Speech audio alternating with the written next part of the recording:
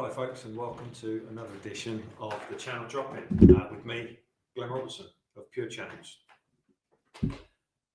Nobody's joining me today because today's a strange day. I've come to the office. I've come to the office to work for the first time in 6 months. And guess what? It was actually okay. I didn't come at a normal time or the time that I would have come previously to the office around 7:30, 8 o'clock. I came this morning after a relatively relaxed morning at home with my family. Left the house about 9, 9:15, having walked the dog, done some work, and had a nice breakfast at home. It was great. It was there was no time pressure. There was no pressure to do anything, to be honest. The drive to the office is about 4 or 5 miles, and it was great. No traffic, quite quiet, really. So here I am, sat in the office, and it's okay. It feels a bit strange because I've not been here for so long. It feels a bit strange because there's nobody else here, and it feels a bit strange because outside it's quite quiet, and actually it's okay. So what have I done? So I came to the office. I needed to pick some stuff up. I needed to record some video without potential opportunities for interruption, whether that be a dog barking because Amazon was arriving again, or the window cleaner was coming, or and so I couldn't have any interruption. So I decided to come to the office and do the recording of the videos that I needed to do with a client, and it's great. I've still got my headphones on. That won't change. The only thing really that's changed is that I'm not in the loft today. I'm doing channel stuff here at the channel agency in the office, and it's okay. Face covering from the car park to the office. We're in a shared building, so that was good. What else? Yeah, here it is. This is my face covering of choice today, and some hand gel. I used that when I came in through the door. But of course, got the kitchen, full bathroom facilities. All the stuff that you need in order to be safe and healthy. So that's it really today. It's a quick drop in. There's very little to talk about. I mean, I could talk about all sorts, as you know. What could we talk about today? We could talk about partner experience. We're going to talk about partner experience. Talk about MDF. I love to talk about MDF. We could talk about a couple of programs that are launching soon with our clients, which are great. We can talk about the inverse channel. In fact. So this is a phrase that I'm coining around the future of the channel. I'm calling it the inverse channel, and the fact that there's a real emergence of partner power, and I think we've seen that much more through COVID, through the last 5 months. That emergence of partner power, and what I mean by that is, we need to understand more about what partners want. We need to understand more about what partners need. We need to do less in terms of vendor dictation. We need to do less in terms of one size fits all. We need to do less in making an assumption that we as vendors know more about the partner than they know about themselves. We need to remember, we need to appreciate, and we need to understand that partners exist to do their thing. They exist for their business. They exist to sell as much stuff as they can and to make as much money as they can. And if you as a vendor are lucky enough to be part of that journey, then you genuinely, I believe, should consider yourself lucky to be part of that partner journey. So the key is to support as much as possible the partners to sell as much of your stuff as possible. At the end of the day, that's what this is about. I've written about it. I've written blogs about it. Partner experience, the partner, the reseller, the MSP being an extension of your sales force, not an alternative, not separate from your sales force. This is an all-in. This should be an all-inclusive. This is Mexico. This is the Caribbean. This is Mallorca. This is holiday destinations where you do one thing and everything is in. This is all inclusive. It's not you and them. It's not them and us. This should be everything together in order to optimize the best possible partner experience and ultimately sell as much stuff as possible. We do these surveys. We've done them for years now. This is our 15th year in business at the channel agency, Purechannels, and we've done surveys, global, regional, local, national. We've done them all for some of the biggest brands in the world, and some of you watching this will know this because we've done them for you. And almost without exception, the three things that come out on top are all about partners wanting support to sell more stuff. They don't want generic things that they can put a little teeny weeny logo down at the bottom to do your marketing for you. They want to do their marketing, and actually sometimes they don't even want to do marketing. They want to do selling. So can we give them more support to help them sell as much stuff as possible? Can we give them sales leads?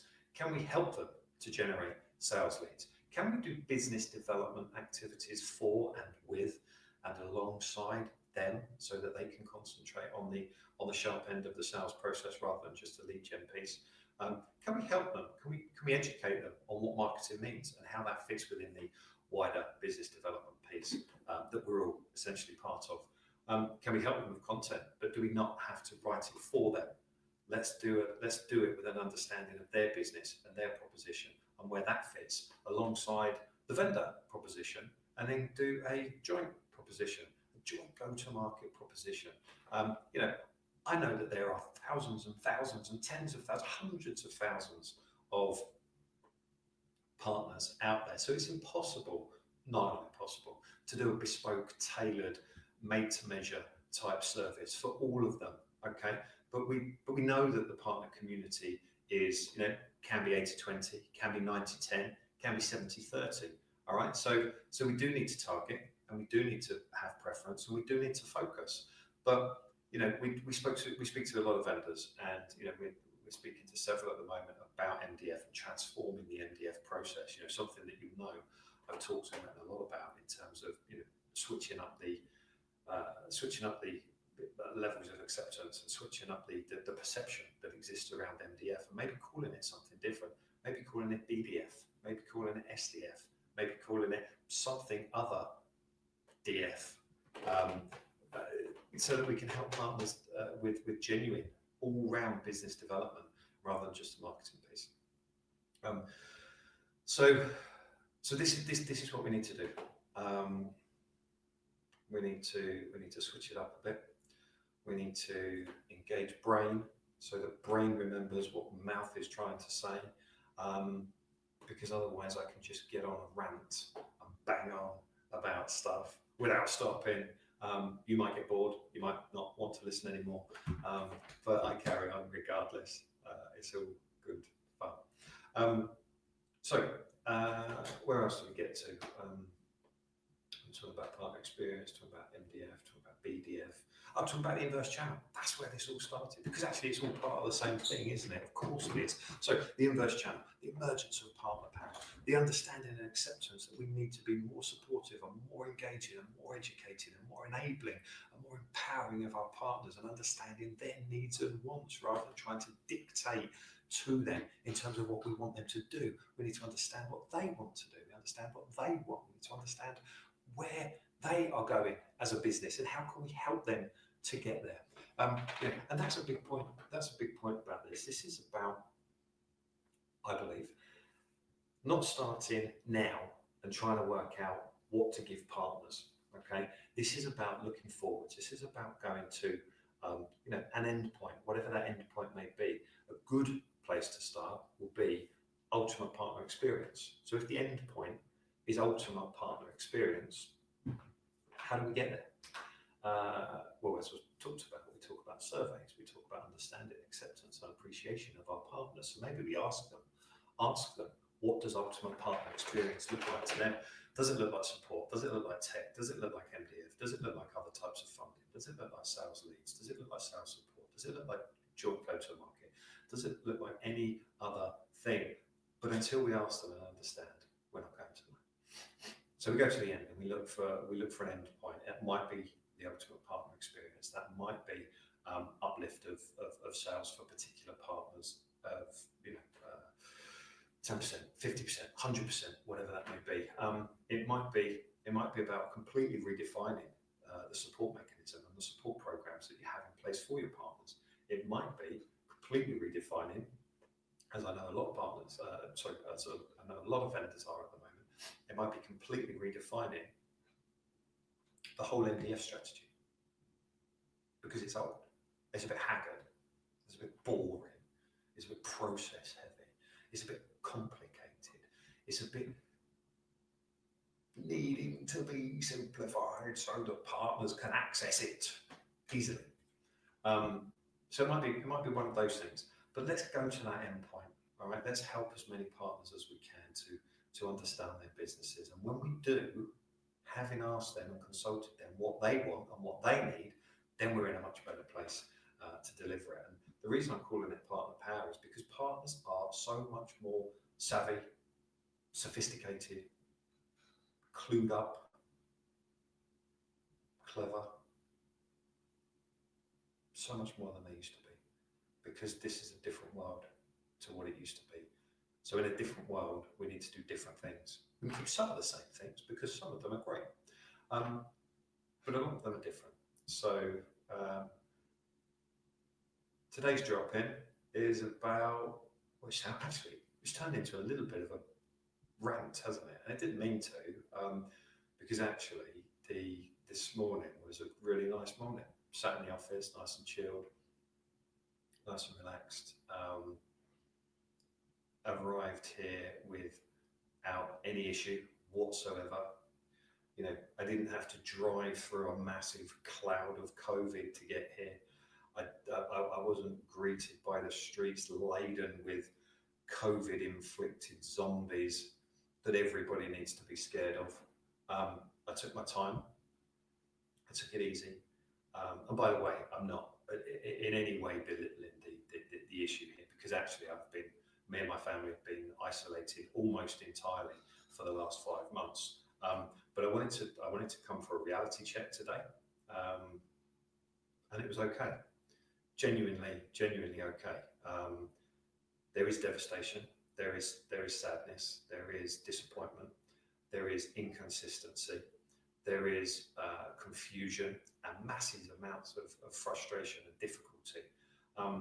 My experience, all I can do is give you my experience of this morning, coming to the office to work for the first time in 5 or 6 months. March the 8th, I think, was roughly the time that we went home and started working remotely. So for the first time since then, I've come to the office and it is okay. It was okay coming in.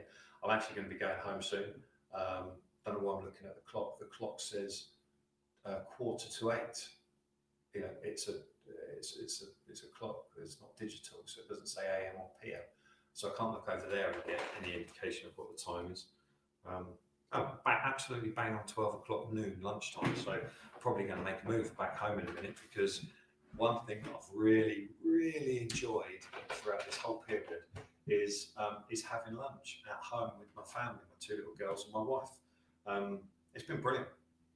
That's one of the things. And I think we do hear stories of being taught things and learning things and being given a reality check. And my reality check over the last 5 or 6 months has been to probably not take myself too seriously, to probably enjoy things a bit more with my family, make time for the things that are important. So work, absolutely, no question. But I think I've seen enough of me and what Purechannels do to realise that my work is unbelievably important to me. But why is that? Essentially, the reason work is important is because it helps people. I'm not a frontline worker. I'm not a doctor, a nurse, anybody in education, anybody on the social side, anybody on the government side. So I'm not, I'm providing that level of support and help. But my clients, I like to think that we deliver a service that helps them. My family, I like to think I deliver a service that helps them. And that's what this is all about. So I think out of this, I'm going to be a little bit more appreciative of time, a little bit more appreciative of people, a little bit more appreciative of actually why I'm here in the world at this point in time. I don't want that to sound too fluffy, but it is self-reflection. It is assessment, and it is just pondering the what ifs. And at the moment, the what ifs for me are all about: can I make this life as good as possible? And that's all I try to do every single day, for the work, for the employees at Purechannels, and for my family. I think it's going all right at the moment. But yeah, so heading home for lunch soon, because I've really enjoyed that part of lockdown. Breakfast with my family, lunch with my family, dinner with my family every day. Now, I'm not entirely sure whether or not they're enjoying it as much as I am, but it's a big plus. It's a big plus, and I've really enjoyed that. So anyway, yeah, that's a drop in with me, Glenn Robertson. No guests, just me, going for it a little bit, I think. But yeah, so I've got this paper coming out soon. It's called The Inverse Channel. Just been speaking about it. It's a lot about partner power. It's a lot about the emergence of partner power and what that's going to look like in the future. I think it's a new model that we should be accepting and understanding and responding to in the channel. Because at the end of the day, that's kind of why we're all here. Without partners, the channel doesn't exist. It's kind of as simple as that, isn't it? Vendors will always sell their stuff, but actually, 75-80% of the world's trade, according to Forrester and Jones Bank, thank you very much, little shout out. 75-80% of the world's trade runs through the channel model, right? So if partners don't exist, the channel doesn't exist. So we need to maybe flip it around a little bit and start taking partners even more seriously than maybe we have been or claim to have been in the past, because they're a really big deal. And there's loads of ways to talk to them, educate them, enable them, engage them on an ongoing basis, and then you can evaluate how you're doing that, and then over time you can evolve. And all I've done there is just do a little plug to Purechannels model for ultimate partner experience, which is the 5 E's: engage, educate, enable, evaluate, and evolve over time. Okay, so next time I'm back with a drop-in, it's going to be probably with a guest. But actually, I've quite enjoyed this. Hope you have. If not, do you know what? The next time I said to my daughters, the next time I was going to do this, I was going to add in a little bit of YouTubey fluff that they seem to be enjoying at the moment. So if you like what you've heard, if you like listening to me or watching me, or you can listen via the podcast, which I will add the audio to on Audio Boom, and you can get it wherever you get your podcast, whether that's Spotify or Apple or Deezer or any others. Or you can just click the link, I think down there, it might be up there, or it might, wherever the link is, I'll put a link into Audio Boom so that you can get the podcast version of this. So if you like what you see, if you enjoy my content, if you like seeing me or listening to me or hearing the rants that I go on every now and then, or if you just want to ignore me and listen to the bits where I have guests, please subscribe to the channel and ding the notifications bell so that you get notifications whenever I put content up. not done that very well, have I? By little girls, I could be too impressed. But anyway, you know the situation. Thanks so much. I'm Glenn Robertson. This is the channel drop-in with me, just me today, and I'll see you again. Thanks very much. Stay safe, stay healthy, be happy. Cheers.